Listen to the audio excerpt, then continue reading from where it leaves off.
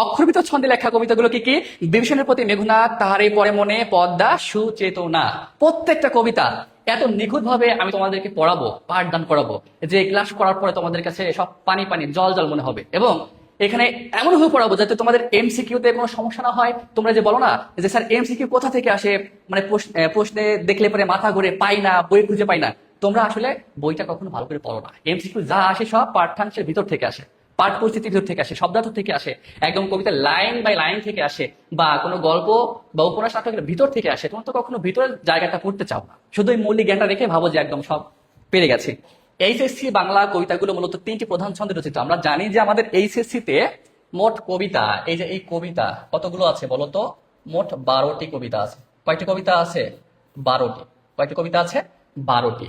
এই 12টি কবিতার মধ্যে যে ছন্দগুলো বিশেষভাবে আমরা দেখতে পাই তার মধ্যে অন্যতম 3টি। একটা হচ্ছে এই যে মাত্রাবৃত্ত ছন্দ, একটা অক্ষরবৃত্ত ছন্দ, আর একটা হচ্ছে গদ্য ছন্দ।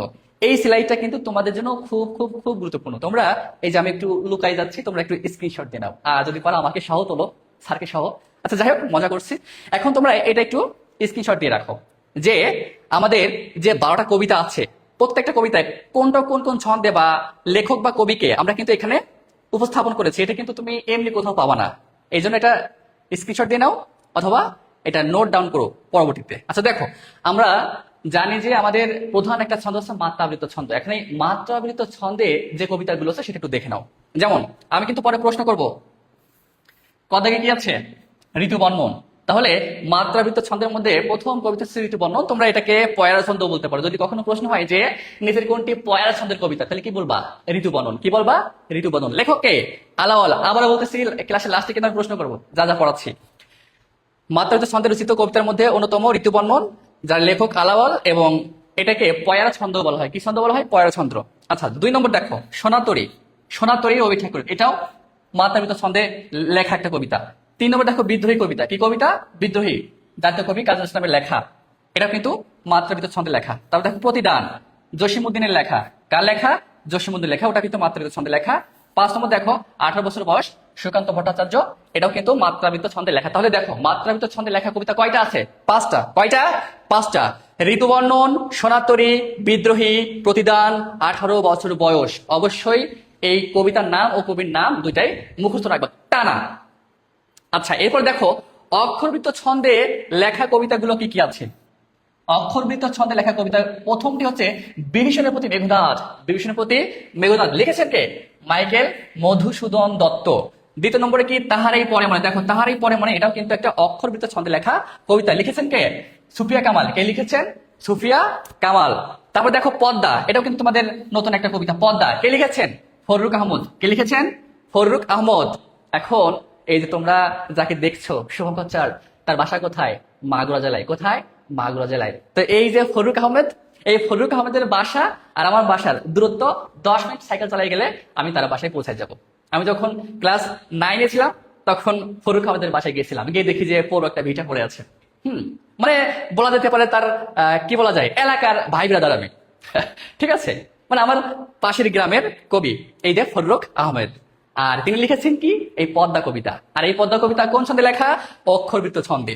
আচ্ছা দেখো আর একটা কবিতা জীবনানন্দ দাশের সুচেতনা। কোন কবিতা? সুচেতনা। কার লেখা? জীবনানন্দ দাশ। বানানগুলো একটু ভালো করে দেখো, দাস বানান কিন্তু দয়াকার তালবস্যা আছে একটা, আর দয়াকার দন্তস্বর এটা আরেকটা। তোমরা অবশ্যই দাসের মধ্যে যে পার্থক্য এগুলো কিন্তু দেখে রেখো। এবং অবশ্যই তোমরা এই কবিদের নাম বইয়ে যেটা লেখা থাকবে অবিকল সেটাই লিখবা। ঠিক আছে, যেমন এখানে জসিমউদ্দিন। জসিমউদ্দিন মূলত এখানে দয় নিচেই হস হবে, দয় দীর্ঘ ন। আমি যখন টাইপিং করি তখন হসের পরে ওইটা আসলে যখন আরেকটা দ দিয়েছি তখন অ্যাডজাস্ট হয়ে গেছে, কিন্তু প্রকৃত বানানটা হবে কিন্তু জ দন্তাস্বর দীর্ঘ ম রসৌ, দয় নিচে হস হবে, দয় দীর্ঘ তারপর ন, একসাথে কিন্তু হবে না। এটা তোমাদের পাঠ্য বইয়ে যেটা থাকবে সেটা লিখতে হবে। তো যাই হোক, অক্ষরবৃত্ত ছন্দে লেখা কবিতাগুলো কি কি? বিভীষণের প্রতি মেঘনাদ, তাহারই পরে মনে পদ্মা সুচেতনা। প্রত্যেকটা কবিতা এত নিখুঁত ভাবে আমি তোমাদেরকে পড়াবো, পাঠদান করাবো, যে ক্লাস করার পরে তোমাদের কাছে সব পানি পানি জল জল মনে হবে। এবং এখানে এমন ভাবে পড়াবো যাতে তোমাদের এমসিকিউ তে কোনো সমস্যা না হয়। তোমরা যে বলো না যে স্যার এমসিকিউ কোথা থেকে আসে, মানে প্রশ্নে দেখলে পরে মাথা ঘুরে, পাই না, বই খুঁজে পাই না। তোমরা আসলে বইটা কখনো ভালো করে পড়ো না। এমসিকিউ যা আসে সব পাঠ্যাংশের ভিতর থেকে আসে, পাঠ পরিস্থিতির ভিতর থেকে আসে, শব্দার্থ থেকে আসে, একদম কবিতা লাইন বাই লাইন থেকে আসে, বা কোনো গল্প বা উপন্যাস নাটকের ভিতর থেকে আসে, তোমরা তো কখনো ভিতরের জায়গাটা পড়তে চাও না, শুধু এই মৌলিক জ্ঞানটা রেখে ভাবো যে একদম সব পেরে গেছে। আমাদের 3 গদ্য ছন্দ। এখন গদ্য ছন্দ, যে ছন্দ একটু গল্প আকৃতির, ঠিক আছে? এই গদ্য ছন্দের কবিতাগুলো কি কি? প্রথমে আছে ফেব্রুয়ারি 1969, লিখেছেন কে? শামসুর রহমান। কে লিখেছেন? শামসুর রহমান। এরপর দেখো আমি কিংবদন্তির কথা বলছি, আমি কিংবদন্তির কথা বলছি, কে লিখেছেন? আবু জাফর ওবায়দুল্লাহ। কে লিখেছেন? আবু জাফর ওবায়দুল্লাহ। সর্বশেষ নতুন একটা কবিতা, প্রত্যাবর্তনের লজ্জা, আল মাহমুদের। এটাকে আমরা মুক্তক ছন্দ বলতে পারি, গদ্য ছন্দের আর একটা রীতি বা বৈশিষ্ট্য।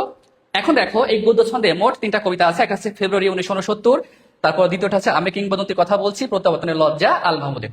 আর এটাকে আমরা মুক্তক ছন্দও বলতে পারি। দেখো এই স্লাইডটা কিন্তু তোমাদের জন্য খুবই গুরুত্বপূর্ণ, আবারও বলছি স্ক্রিনশট দিয়ে রাখো।